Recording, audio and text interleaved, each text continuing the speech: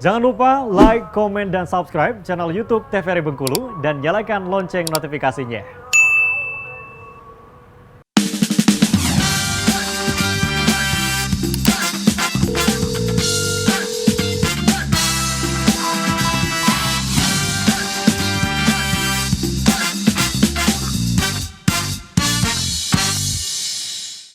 Di Dokter Kita Bersama Kita Sehat. Nah pemirsa, masih dengan tema yang sama nih, yaitu gangguan somatisasi bersama dengan Dokter Junia dan juga Dokter Putri. Oke dokter, mari kita lanjutkan lagi dok. Siap. Oke, ini udah ya tadi ya. Iya dok. Kita next dulu. Boleh kita next ke next slide ya dok ya. Iya. Ya. Oke, ini gambaran klinisnya. Gejala fisik yang bermacam-macam atau multiple. Yang seperti dibilangin tadi, dia bukan lambung aja. Biasanya lambung, mual, sakit kepala, nyeri dada, aduh aku sakit jantung nih, mual, gitu-gitu ya. Ada kadang nyeri di satu sisi badan, begitu. Ada yang lebih parahnya lagi, dia sampai nggak bisa gerakin badannya. Oh sampai kayak gitu dok? Iya, kayak aduh kayaknya aku stroke nih, gitu. Padahal ternyata di pemeriksaan fisik nggak ada gangguan, begitu ya. Dan ini berlangsung beberapa tahun atau kronik sebelum pasien datang ke psikiater. Bukan yang hari ini kerasa, wih aku somatisasi ini, bukan. Biasanya itu udah bertahun-tahun, dia udah keliling ke banyak, kalau di puskesmas mungkin rekam medisnya udah tebel gitu ya. Udah ke macam-macam dokter, segala spesialis, udah sering dirujuk, tapi tidak ada perubahan. Biasanya kalau pasien-pasien seperti ini yang banyak ditemui itu di puskesmas, mereka datang minta rujukan itu dia langsung nembak, dok saya berobat meminta rujukan. Setelah kita lihat rekam medisnya, rujukannya itu udah berganti-ganti. Udah ke dokter jantung, udah ke dokter penyakit dalam, ke dokter saraf gitu. Itu mulai kita pertanyakan itu kalau udah banyak kayak gitu, tapi jangka waktunya pendek-pendek dan berganti-ganti keluhan. Dan tidak ada, dia bilang saya nggak sembuh-sembuh ya dok, udah ke banyak dokter. Ada baiknya itu kalau dari keluarga sarankan ke dokter spesialis jiwa atau kita sendiri di tenaga medis kita sarankan untuk kita rujuk ke rumah sakit jiwa begitu. Nanti sebenarnya stigma itu kita harus hapus. Nah itu dia dok, yang membuat masyarakat tuh kurang aware ya dok ya. Iya, dan juga malu mental ini. Iya. Malu, padahal itu bukan, nggak semua loh yang ke rumah sakit jiwa itu ada gangguan aneh di pikirannya, bisa dibilang gila ya. Enggak, banyak yang butuh bantuan. Sekedar sebelumnya seminggu udah kita bahas ya, ada depresi dan lain-lain.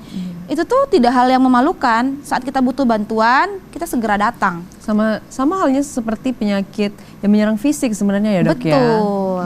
Itu sama aja, bukan berarti dia orang yang mengalami ini dia kurang iman dan lain-lain, enggak. Iya, benar. Semua orang beresiko kok yang sama gitu ya. Kemudian pasien mempunyai riwayat pengobatan yang panjang dan sangat kompleks, baik ke pelayanan kesehatan dasar maupun spesialistik dengan hasil pemeriksaan atau bahkan operasi yang negatif. Begitu. Nanti muncul tuh, nggak bagus dokternya, saya nggak diperiksa. Iya, karena benar. tidak ada indikasi untuk diperiksa. Saya ke dokter saraf, nggak ada tuh di CT scan, nggak ada tuh di ronsen dan lain-lain. Karena memang tidak, dia gejala ada, tapi pas diperiksa fisik, nggak ada yang menunjang untuk diperlukan pemeriksaan lebih lanjut. Di situ banyak salah dan banyak muncul gosip-gosip yang tidak enak ya, maksudnya wah gitu, ada tuduhan-tuduhan yang tidak enak. Ini padahal dibuat sebenarnya nih, gitu-gitu iya kan, betul.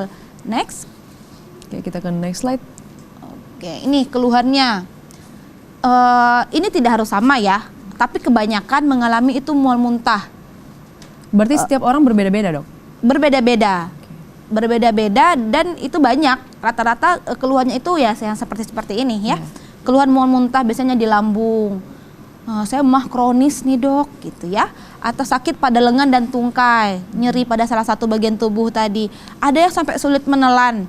Kalau dia udah sampai sulit menelan biasanya sesak dok nafas saya, sepertinya saya sakit jantung gitu. Itu khas sulit menelan. Kemudian nafas pendek, tapi bukan karena olahraga nafas pendeknya. Nah, keluhan lain ini yang di atas itu yang paling banyak. Keluhan lain yang bisa muncul, kelemahan lokal, gangguan koordinasi dan keseimbangan, retensi urin. Retensi urin itu maksudnya gimana dok? Buang air kecilnya nggak bisa, terhambat. Oh sampai kayak gitu ya sampai dok ya? perutnya sakit, susah buang air kecilnya, begitu. Kemudian hilang sensasi raba atau sakit. Yang saya bilang tadi kayaknya saya stroke deh dok gitu ya, karena hilang sensasi raba dan sakitnya. Penglihatan kabur, buta, kalau yang lebih parah itu sampai tuli. Kalau yang sering muncul itu hilang kesadaran untuk awal-awal, tapi Sangat bukan karena bahaya pingsan. ya dok ya, kalau Iya. kita perhatikan ciri-cirinya, keluhannya ya dok ya. Jadi untuk masyarakat juga harus sesegera mungkin Iya, untuk mengecek ke betul. dokter ya dok ya. Betul. Nah dari zaman, kenapa namanya itu somatisasi? Itu awalnya dulu itu kejadian ini, ada filmnya sebenarnya tentang ini. Dia awalnya itu gejalanya itu karena banyak pada wanita, histeria. Dibilang kalau dulu tuh dibilangnya histeria. Kenapa dibilang histeria? Kata dasarnya tuh uterus kan ada pada wanita ya, gitu. Karena prevalensinya kebanyakan pada wanita pada zaman itu. Ada filmnya tapi saya lupa judulnya. Itu membahas tentang itu. Fisiknya bagus, ternyata gangguannya di pikiran begitu. Sampai dikiranya ada gangguan di itu ya, kesurupan dan sejenisnya ya. Padahal itu di pikiran aja, dia merasakan sakit tapi tidak jelas sakitnya di mana begitu. Tapi itu mengganggu pikiran, tapi memang tubuh penderita itu memang merasakan sakit seperti itu dok? Iya, dia merasakan sakit karena dalam yang mengatur rasa sakit itu kan di otak. Benar. Nah, karena ada gangguan, dia merasa sakit nih tangan saya, sakit gitu. Memang sakit beneran gitu. Beneran sakit begitu. Next. Oke, kita ke next slide ya. Oh, ini sumber-sumber saja. Untuk gejala lebih lanjut dan penanganannya akan dijelaskan sama Dokter Putri. Oke, terima kasih dokter. Oke. Boleh duduk kembali dokter.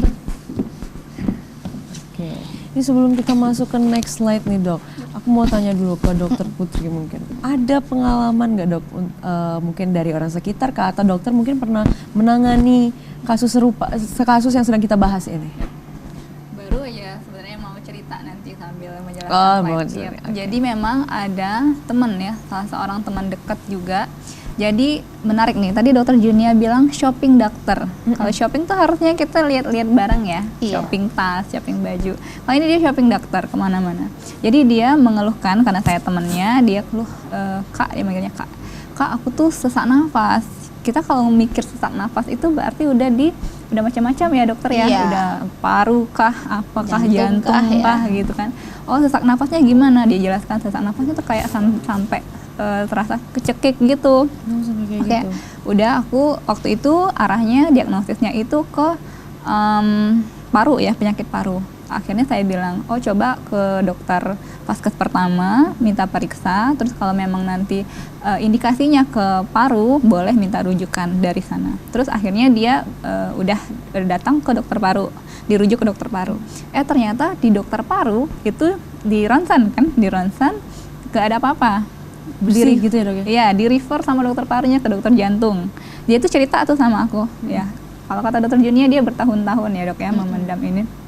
Akhirnya dia bilang, Kak, aku tuh udah dirujuk ke dokter paru, udah dirujuk ke dokter jantung, tapi tuh masih juga sesak. Akhirnya saya tanya, kamu lagi ada masalah atau enggak? Ternyata dia itu sedang berjuang menyelesaikan skripsinya. Oh, gitu. Dan itu sudah lama, maksudnya dia sudah sangat Panjang ya, sudah hampir dikeluarkan Iya, begitu. menyerah ya. Benar. Jadi memang ada beban yang tidak terlihat.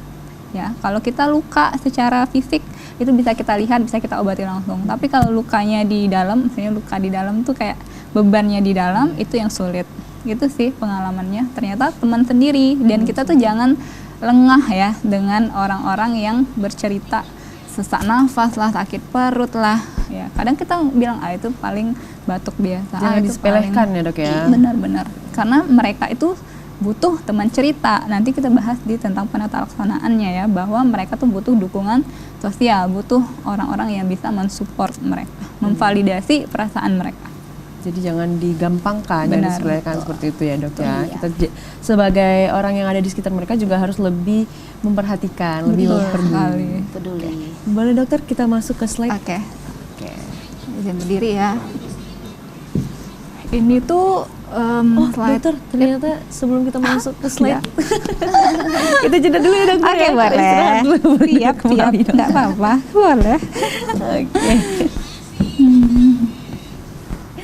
Pemirsa, jangan kemana-mana, tetap bersama kami di Dokter Kita Bersama Kita Sehat.